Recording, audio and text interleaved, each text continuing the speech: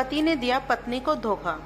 मुझे अपने पति पर पूरा भरोसा था, मगर उस रात मैंने जो देखा दूसरी औरत से, वह देर रात मेरे पति ने मुझे इतना बड़ा धोखा दिया। मेरी शादी को लगभग 5 साल हो चुके हैं और हमारे 2 प्यारे प्यारे बच्चे भी हैं।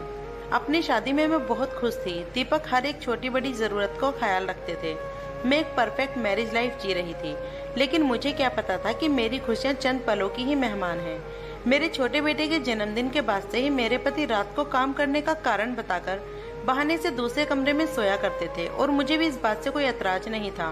वो रात मैं कभी नहीं भूल सकती। मेरे छोटे बेटे का बर्थडे था। कई दिनों से एक आदमी मुझे बार बार मैसेज किए जा रहा था कि एक बार मुझसे बात कर लीजिए, मुझे आपको कुछ जरूरी बात बतानी है।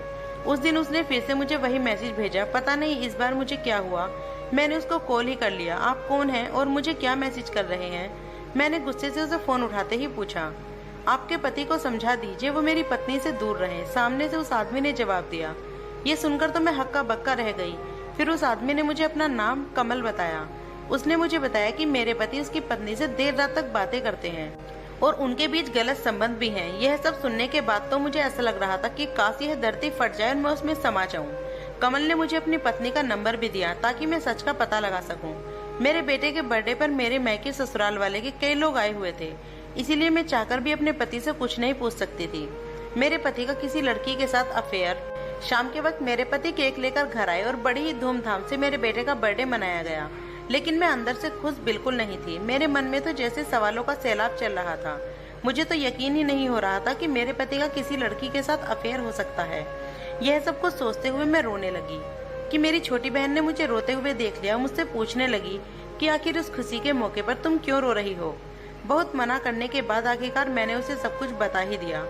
जीजू ऐसा कर सकते हैं, मुझे तो यकीन ही नहीं हो रहा है दीदी।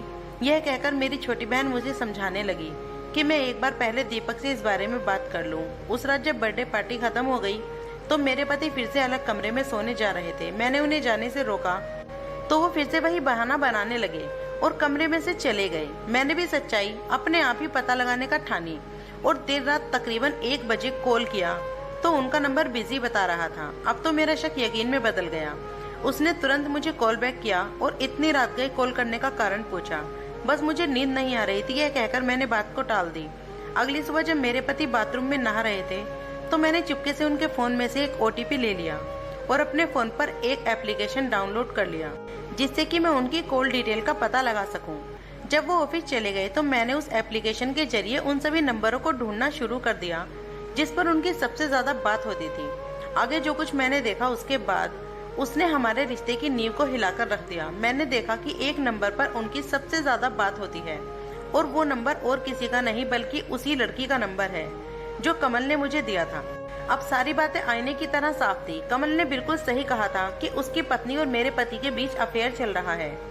अब मुझसे और ज्यादा बर्दाश्त नहीं हो रहा था। मैंने तुरंत उस लड़की को कॉल लगाया। तुम्हारे और मेरे पति के बीच क्या चल रहा है? मैंने बहुत गुस्से से उससे पूछा। सामने से जवाब आया कि तुम कौन हो। मैंने भी गुस्से में उसे जवाब दिया कि मैं उसी आदमी की पत्नी हूँ जिससे तुम रात रात भर घंटों बातें करती हो। यह सुनकर उसकी सिट्टी पिट्टी गुम हो गई। हम सिर्फ दोस्त हैं, ऐसा कहकर उसने अपने कुकर्म को छुपाने की कोशिश की, लेकिन मैंने भी उसकी एक न सुनी। क्या एक शादीशुदा औरत पराई मर्द से रात भर बातें करती है क्योंकि वो उसका दोस्त है? पति के होश उड़ गए। इतने में मेरे पति बाथरूम से बाहर आए तो मैंने बिना एक पल की देरी किए उनसे पूछा कि ये पूजा कौन है। ये नाम सुनकर मेरे पति के होश उड़ गए थे और उन्होंने नजरें चुराते हुए मुझसे कहा कि मैं किसी पूजा को नहीं जानता। इसके बाद तो मेरा गुस्सा और भी ज्यादा बढ़ गया था। मैंने भी वो कॉल डिटेल्स उनके सामने रख दिया। उन्हें अब पता चल चुका था कि अब मैं सब कुछ जानती हूँ। इसके बाद हमारे बीच बहुत कहासुनी हुई और उन्होंने मुझ पर हाथ भी उठाया। जब ये बात मेरे घर वालों तक गई तो वे उल्टा मुझे ही समझाने लगे कि मर्द जात से ऐसी गलतियां हो ही जाती है, लेकिन मैं उनकी इस हरकत को कभी माफ नहीं कर पाई। और उस दिन के बाद तो उनकी हिम्मत और भी ज्यादा बढ़ गई और वो खुलेआम उस लड़की से बात करने लगे थे। अगर मैं कुछ कहती तो फिर मेरे साथ मारपीट करना शुरू कर देते। आज मैं उनसे अलग अपने दोनों बच्चों के साथ अपने मायके में रहती हूँ, खुद कमाती हूँ और खुश रहती हूँ। मेरे पीछे भी ऐसी कई आशिक पड़े हुए हैं जो जाने अनजाने में अपनी बीवी को धोखा दे रहे हैं, मगर मैं किसी के ऊपर ध्यान नहीं देती। अपने बच्चों की खुशी के लिए, उनके सुनहरे भविष्य के लिए मेरी कहानी सुनने के लिए आपका बहुत बहुत धन्यवाद। आप लोग कमेंट करके जरूर बताइएगा कि मैंने सही किया या गलत।